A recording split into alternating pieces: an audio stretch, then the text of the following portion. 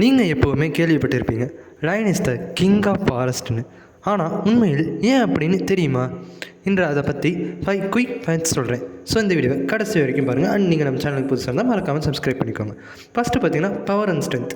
லயனோட body structure ரொம்ப strong, ஒரே அட்டாக்ல ப்ரேயை டவுன் பண்ணிவிடும்.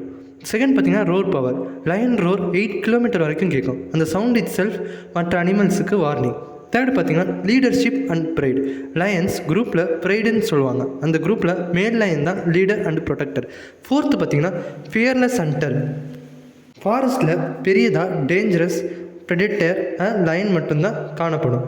ப்ரே யாரும் ஈஸியாக எஸ்கேப் பண்ண முடியாது. ஃபிஃப்த்து பார்த்தீங்கன்னா சிம்பிள் ஆஃப் ராயல்ட்டி.